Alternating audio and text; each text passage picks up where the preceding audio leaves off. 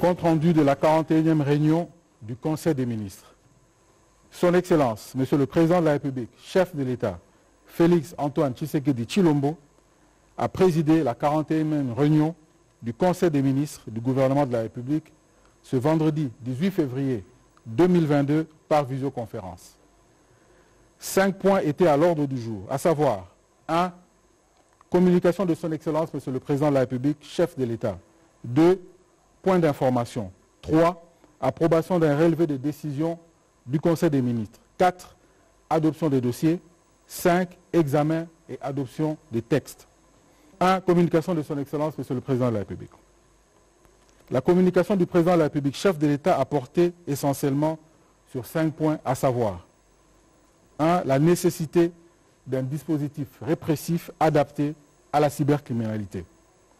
Au regard des dérapages constatés sur les réseaux sociaux, notamment le harcèlement sous diverses formes, l'usurpation d'identité numérique, la diffusion du matériel à contenu tribaliste et des conséquences éventuelles, le Président de la République, face aux limites du dispositif légal actuel dans la répression de la cybercriminalité, a invité le gouvernement à finaliser le projet du Code du numérique. L'adaptation de ces codes nécessitera la réécriture de la loi pénale, mais aussi prenant en compte notamment les questions de la preuve électronique. Le Président de la République a aussi appelé à la responsabilité de chacun de nos concitoyens, les médias et autres structures qui facilitent ou véhiculent cette forme de criminalité, de se remettre sur le droit chemin en évitant d'agir en marge de la loi. Car, a-t-il insisté, il est temps que force revienne à la loi et à elle seule, sans égard à des considérations inadmissibles. 2. Installation des usines de production de la gamme Pepsi. Le Président de la République a informé le Conseil, après avoir discuté avec le groupe RG Corp Waren Beverage, de leur volonté d'installer les usines de production de la gamme Pepsi en République démocratique du Congo. Au regard des retombées économiques attendues de cet investissement et fort de la création d'emplois directs et indirects qui en découleront pour la jeunesse, le gouvernement a été invité à accorder toutes les facilités requises pour que cette société lance rapidement ses activités. Le ministre en charge de Finances, de l'économie, des affaires foncières, de l'industrie et tous les services intervenant sous la supervision du Premier ministre ont été chargés de veiller à l'accompagnement de la matérialisation de ce projet important pour la population et le secteur industriel de notre pays. 3. Programme d'appui au développement agro-industriel de Ngandajika Prodan. Faisant suite à la mission d'une équipe de la Banque africaine de développement effectuée en République démocratique du Congo du 12 au 20 octobre 2020, dans l'objectif de procéder à la préparation technique et financière de ce projet, le chef de l'État a appelé à la mise en place du mécanisme institutionnel capable d'impulser et de coordonner les activités de la feuille de route du dit projet.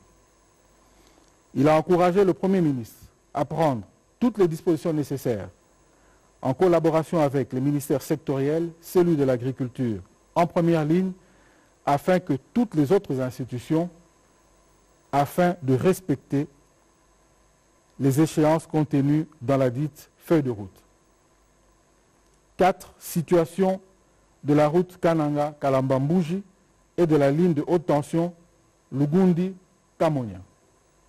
Au regard de la lenteur constatée dans la réhabilitation de la route provinciale RP 709, axe Kananga-Kalambambouji, dans la province du Kasaï central, par la société CREC 7, le ministre d'État, ministre des Infrastructures et Travaux publics, a été chargé de faire une évaluation du contrat de concession accordé à la société précitée. La praticabilité de cette route permettra de relier la République démocratique du Congo et la République sœur d'Angola par le Kasaï central et d'offrir un moyen efficace de désenclavement et d'approvisionnement en denrées de première nécessité de cette partie du pays. Quant au projet de construction de la ligne de transport du courant électrique et de haute tension de 72 kV de la centrale hydroélectrique de Lugundi à Chikapa jusqu'au territoire de Kamonia, 80 km dans la province du Kasaï, malgré la signature du contrat en 2011, rien n'a été fait depuis la signature du contrat en 2011. À cet effet, le président de la République a chargé le ministre des Ressources hydrauliques et électricité en collaboration respectivement avec le ministre d'État, ministre du Budget et celui des Finances, ainsi que le gouverneur du Kasaï, d'examiner et d'actualiser en urgence cette question. Le rapport de cette actualisation pourra être présenté prochainement au Conseil des ministres. Assainissement et réappropriation du secteur minier et des hydrocarbures. Dans le cadre de l'assainissement du secteur minier et des hydrocarbures, le chef de l'État a rappelé son option levée en ce qui concerne les contrats en convention sur les concessions minières et pétrolières du groupe Fleurette pour un règlement global et à l'amiable de tous les litiges afin de rétablir la République démocratique du Congo dans ses droits. Après négociation, la commission mise en place a conclu avec le groupe Fleurette le terme de référence d'un protocole d'accord devant permettre à notre pays de récupérer les blocs pétroliers et les actifs miniers détenus par le dit groupe évalué à plus de 2 milliards de dollars américains ainsi qu'une partie substantielle de royalties de Kamoto Copper Company, KCC, qui lui était cédée.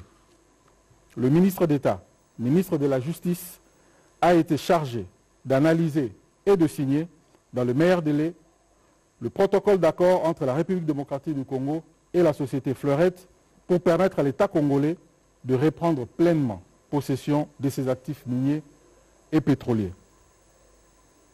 Point d'information. État et administration du territoire. L'état du territoire national, présenté par le vice-premier ministre, ministre de l'Intérieur, Sécurité, Décentralisation et Affaires coutumières, reste généralement calme sur toute l'étendue du pays. La police nationale congolaise poursuit également les opérations de lutte contre toute forme de criminalité dans les milieux urbains. L'état d'esprit de la population a été marqué par la levée, le 14 février 2022, par le gouvernement de la mesure de couvre-feu à travers le pays, excepté dans les provinces sous état de siège. Les obsèques organisées le 11 février 2022 de 26 victimes de l'électrocution au marché Matadi Kibala à la suite du sectionnement d'un câble haute tension. La participation du Premier ministre, représentant personnel du président de la République, au sommet Union européenne, Union africaine, qui se tient à Bruxelles, en Belgique. Le vice-premier ministre, ministre de l'Intérieur, Décentralisation et Affaires coutumières, a aussi informé le Conseil de la tension intercommunautaire observée dans le groupement Koko en province du Sankourou. Des affrontements ont opposé le 12 février 2022 les habitants du village Mongo, situé en secteur Mvunge, à ceux du village Elonge, secteur de Nambelo. 144 maisons, une école, un centre de santé ont été incendiés au village Mongo, déserté par ses habitants. Les enquêtes se poursuivent pour déterminer le nombre de victimes et le gouvernement reste déterminé à trouver des solutions à ce conflit. Situation sécuritaire. Le ministre de la Défense et ancien combattant, pour sa part, a fait le point de la situation opérationnelle militaire et sécuritaire du pays qui demeure globalement sous contrôle des forces de défense et de sécurité. Il en ressort que les opérations conjointes des forces armées de la République démocratique du Congo, FARDC, et des forces de défense du peuple ougandais, UPDF, évoluent normalement. Les actions offensives se poursuivent contre les terrorismes djihadistes des ADF, MTM, dans le Grand Nord et le sud de l'Ituri. L'activisme des rebelles du M23 à Rutshuru et celui de Codeco, ciblant principalement les camps de déplacés de Djougou. Évolution de la situation de l'épidémie à Covid-19. La vice-ministre de la Santé, Hygiène et Prévention a fait le point de la situation liée à l'épidémie à Covid-19. Le nombre des cas de contamination rapportés au cours de cette semaine, qui continue de connaître une régression significative à travers le pays. Elle a précisé que l'allègement des mesures de lutte annoncées par le gouvernement ne signifie nullement la fin de la pandémie, d'où la nécessité pour notre population de rester vigilante face à la menace d'une éventuelle 5e vague en avril et en juillet prochain au regard de la saisonnalité observée ces 2 dernières années. Le port correct de masques, la distanciation sociale, le lavage de mains et la vaccination demeurent donc des outils indispensables pour lutter efficacement contre la Covid-19. À ce sujet, la coordination provinciale du programme élargi de vaccination a déployé des équipes mobiles pour renforcer la vaccination de masse. Cette opération de 30 jours ira du 14 au 28 février pour la première phase et du 7 au 21 mars pour la seconde phase. Avant de clore son propos, la vice-ministre de la Santé, Hygiène et Prévention a informé le Conseil des ministres. Intervenu en sa présence le 14 février dernier entre l'ambassade de France en République démocratique du Congo, l'Agence France de développement et la Croix-Rouge française d'une convention de 8 millions d'euros en faveur de l'hôpital de Panzi et de la fondation Panzi dirigée par le docteur Denis Mukwege, prix Nobel de la paix 2018. Évolution de la situation récente sur le marché d'échange et celui des biens et services. Invitée à prendre parole, la gouverneure de la Banque centrale du Congo a brossé les faits saillants de la conjoncture économique qui demeure caractérisée par le maintien de la stabilité du cadre macroéconomique. Elle a indiqué qu'au cours de cette 2e semaine de février 2022, le rythme de formation de prix a ralenti pour la 4e semaine consécutive, situant le taux d'inflation hebdomadaire à 0,105% contre 0,115% la semaine précédente. À condition inchangée, il est attendu un taux d'inflation de 6,2% fin décembre 2022 face à un objectif de 7% à moyen terme. La stabilité observée sur les 2 segments du marché des changes est confortée par le maintien de la bonne coordination des actions politiques, macroéconomiques et conjoncture extérieure globalement favorable. Cela est attesté par une faible dépréciation de la monnaie nationale de 0,05% en rythme hebdomadaire.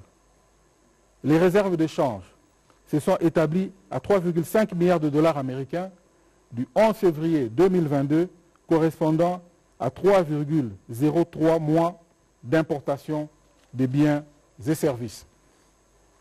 Au cours de la semaine sous examen, l'encours global du bon BCC s'est établi à 58 milliards de francs congolais venant de 60 milliards de francs congolais la semaine précédente, soit une injection de 2 milliards justifiée par la baisse de la liquidité bancaire dans un contexte de stabilité. En dépit de la stabilité observée et face à certains risques d'origine interne et externe, la gouverneure de la Banque centrale du Congo a recommandé la poursuite de la coordination des actions au niveau des politiques budgétaires et monétaires, la mise en œuvre des réformes retenues dans le programme avec le FMI ainsi que la gestion rapprochée des facteurs de liquidité bancaire. État d'avancement des projets d'entretien de la voirie de la ville de Kinshasa. Le ministre d'État, ministre des Infrastructures et Travaux publics, a présenté les éléments nouveaux enregistrés sur les chantiers des projets particuliers réalisés et en cours de réalisation pour la réhabilitation et la construction de certains actes routiers dans la ville-province de Kinshasa. Il s'agit du projet Kinshasa Zéro Trou, sur financement du Trésor public, des projets Chile-Gelou, ABC et Modern Construction réalisés en particulier en partenariat public-privé et le projet d'alphatage de 5 artères de la voirie de Kinshasa réalisé avec l'appui des partenaires techniques et financiers. Le Conseil a pris acte de ce rapport. Approbation d'un relevé des décisions du Conseil des ministres. Le Conseil des ministres a adopté le relevé des décisions prises lors de sa 40e réunion tenue le vendredi 11 février 2022. Examen et adoption des dossiers. 5 dossiers. De l'organisation de la 2e édition du Challenge Entreprise. Le ministre d'État, ministre de l'Entrepreneuriat, des petites et moyennes entreprises, a présenté au Conseil des ministres les enjeux de la 2e édition du Challenge Entreprise qui sera organisée du 11 au 12 mars 2022 en collaboration avec la commission PME de la Fédération des entreprises du Congo, FEC. Il a été décidé que les principaux objectifs poursuivis visent à réaliser l'entrepreneuriat local, susciter l'émulation entre entrepreneurs et soutenir la réussite des petites et moyennes entreprises, et particulièrement soutenir les entreprises dont les activités sont négativement impactées par la pandémie à Covid-19. Placé sous le thème « L'entrepreneuriat congolais à l'heure des nouveaux enjeux », cette rencontre prévoit respectivement un forum économique dédié au développement de nombreux thèmes scientifiques, une cérémonie de remise des prix aux lauréats qui seront sélectionnés en fonction des performances entrepreneuriales particulières affichées dans différentes filières. Une mini-foire d'exposition vente des produits de l'entrepreneuriat et de l'artisanat congolais. Une soirée de gala. Pour cette édition 2022, 10 provinces de la République ont été retenues.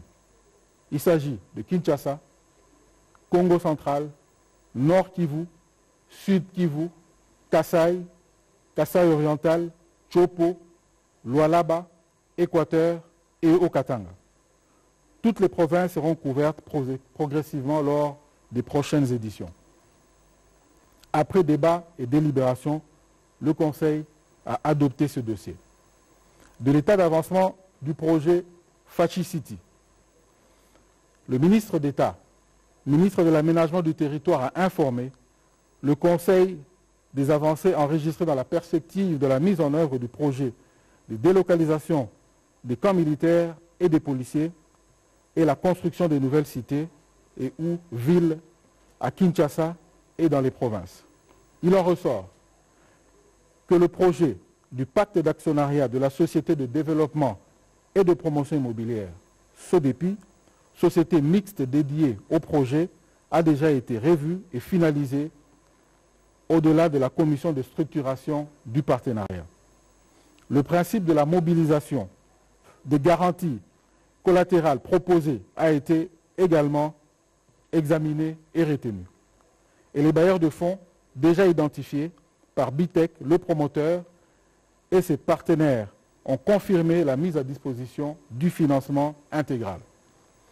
La commission technique a été mise sur pied auprès de l'état-major général des armées, a pris en charge les questions liées notamment à l'élaboration de planification du plan d'identification et de délocalisation de 21 000 familles, à la prise en compte des recommandations de la maison militaire du chef de l'État et les dispositions prévues dans la réforme de l'armée. Il en est de même pour le camp Katindo à Goma, qui doit également être délocalisé en vue de construire un nouveau camp militaire sur 50 hectares dans le cadre du partenariat public-privé. Les terrains du projet, relocalisation et site actuel devront être rendus disponibles pour la contre-expertise et la réévaluation des coûts en vue d'envisager les possibilités de construction, de constitution de l'hypothèque comme garantie collatérale de base. À propos de la société Kinko, .be SPRL, bénéficiaire d'un protocole d'accord signé avec le gouvernement congolais depuis septembre 2016 pour la délocalisation du camp militaire Kokolo, l'aménagement et la viabilisation du site Kokolo, les discussions ont repris avec ce groupe sous le pilotage du ministre d'État, ministre de l'Aménagement du Territoire, dans le but de retrouver une issue apaisée dans l'intérêt des deux parties, et ce, dans les meilleurs délais. Vu la transversalité du projet et son coût, le ministre d'État, ministre de l'Aménagement du Territoire, a sollicité la création d'une commission institutionnelle, tant au niveau des décideurs que des experts sectoriels concernés par la matérialisation du dit projet. L'objectif étant d'engager leurs secteurs respectifs, d'harmoniser les procédures et voir la faisabilité de mettre en œuvre ce projet d'ampleur à impact national. Après débat et délibération, le Conseil a adopté ce dossier. De la réhabilitation d'un orphelinat et l'application de la gratuité de l'enseignement non formel. Le ministre des Affaires sociales, Action humanitaire et solidarité nationale, complété par la ministre du Genre, Famille et Enfants, ainsi que la ministre déléguée près le ministre des Affaires sociales, chargée des personnes vivant avec handicap et autres personnes vulnérables, a présenté au Conseil deux dossiers. Le premier a porté sur la réhabilitation de l'orphelinat national de Kisangani dans la province de la Chopo. Ce projet vise à permettre à cet organisme public rattaché aux affaires sociales de répondre son devoir légal d'assurer l'encadrement, l'éducation et l'hébergement des orphelins et autres enfants en situation difficile issus des provinces en conflit dans la partie est de notre pays. Il sera question notamment d'identifier les orphelins disséminés dans la province orientale, dans les provinces du Nord et du Sud Kivu, ainsi que celles de Tanganyika, d'offrir des infrastructures de qualité, réduire de manière considérable la déscolarisation de la population, cible en lui garantissant un cursus normal d'études et d'assurer une prise en charge continue du personnel, aussi bien enseignant qu'administratif. Le coût et les modalités de financement de ce projet de rénovation et d'équipement ont été également soumis au Conseil des ministres. Le second a concerné l'application de la mesure de gratuité de l'enseignement de base au bénéfice de l'éducation non formelle. À ce sujet, le ministre des Affaires sociales, Action humanitaire et solidarité nationale a fait part au Conseil des difficultés rencontrées par les centres de rattrapage, d'alphabétisation et d'apprentissage professionnel.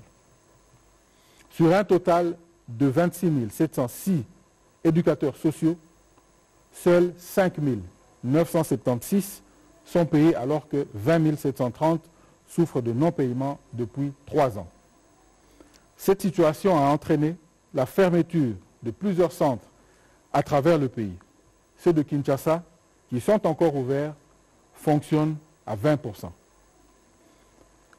Le ministre des Affaires sociales, Action humanitaire et solidarité nationale, a sollicité du gouvernement une décision formelle en vue d'obtenir la liquidation échelonnée de ces arriérés et la rémunération régulière de ce sous-secteur de l'éducation nationale. Après débat et délibération, ces deux dossiers ont été adoptés par le Conseil des ministres. Du projet de lutte contre l'errance et la mendicité des personnes vivant avec handicap. La ministre déléguée, près le ministre des Affaires sociales, chargé des personnes vivant avec handicap et autres personnes vulnérables, a informé le Conseil des grandes lignes du projet de création des centres d'aide par le travail, 4 PVH, à travers le pays. Il s'agit des unités de production qui donnent du travail adapté aux personnes vivant avec handicap pour promouvoir leur autonomie sociale et leur intégration dans les circuits économiques valorisants grâce à l'exercice d'une activité génératrice des revenus dans les centres de distribution, vente à implanter dans chaque commune ou territoire. Ces unités économiques de production vont fonctionner selon le principe de travail contre revenu immédiat, tout en faisant bénéficier aux personnes avec handicap, un savoir et une technique adaptée. Ce projet prévoit également les séances de sensibilisation sur la citoyenneté responsable afin de promouvoir le changement de mentalité des personnes cibles ainsi que leur participation active au processus de développement du pays. Après débat et délibération, le Conseil a adopté ce dossier. Examen et adoption des textes. 2 textes. Projet de décret portant statut d'un établissement public. Le ministre des Transports, voie de communication et de désenclavement a soumis au Conseil le projet de décret portant statut d'établissement public à caractère social et technique, doté de la personnalité juridique et jouissant d'une autonomie administrative et financière, dénommé Transport académique, en abrégé Trans Academia. Conformément à la vision du chef de l'État, cet établissement a pour objet les transports en commun des étudiants des institutions d'enseignement supérieur et universitaire de la République démocratique du Congo à des tarifs préférentiels. Le ministre des Transports, voie de communication et de désenclavement, qui a été complété par le ministre de l'Enseignement supérieur et universitaire, a également fait l'économie de toutes les dispositions liées notamment aux structures organiques, à l'organisation et au fonctionnement de cette entreprise publique, mais aussi à son patrimoine, à sa tutelle, à son organisation financière et à son personnel. Après débat et délibération, le Conseil a adopté ce projet de décret. Projet de décret fixant les modalités de calcul et le taux de revenu des prestations de l'autorité de régulation du secteur des télécoms. Le ministre des Postes, Télécommunications et Nouvelles Technologies de l'Information et des Communications a soumis au Conseil ce projet de décret pour sa délibération. Ce projet de texte est une réponse aux cris de détresse du peuple congolais face au prélèvement de ces unités de communication et aux recommandations pertinentes de l'Assemblée nationale. S'inscrivant dans la suite de la décision gouvernementale portant suspension de la perception du taux de 1 $ pratiqué sur tous les appareils mobiles de 2e génération, prise en octobre 2021, le ministre des Postes, Télécommunications et Nouvelles Technologies de l'Information et de la Communication a rassuré le Conseil que toutes les dispositions sont prises pour que cessent définitivement, à partir du 1er mars 2022, toutes les ponctions directes sur les unités des abonnés au titre de rémunération au service dit registre des appareils mobiles RAM. D'ici à cette échéance, ce temps sera mis à profit pour entreprendre des travaux techniques, des réinitialisations des paramètres dans la base de données pour qu'il n'y ait plus aucune ponction. Ainsi, toutes les dispositions antérieures seront abrogées par la modification du décret numéro 20/005 du 9 mars 2020 fixant les modalités de calcul et les taux de revenus de prestations de l'autorité de régulation de la Poste, Télécommunications du Congo, ARPTC en sigle, lesquels devront lui permettre d'assurer les missions lui confiées par la nouvelle loi relative à la télécommunication et aux nouvelles technologies de l'information et de la communication. Un arrêté du ministre ayant dans ses attributions les postes, télécommunications et nouvelles technologies de l'information et de la communication fixera par la suite les modalités d'exécution du dit décret. Après débat et délibération, le Conseil a adopté ce décret. Commencé à 13 h, la réunion du Conseil des ministres a pris fin à 17 h 36. Je vous remercie.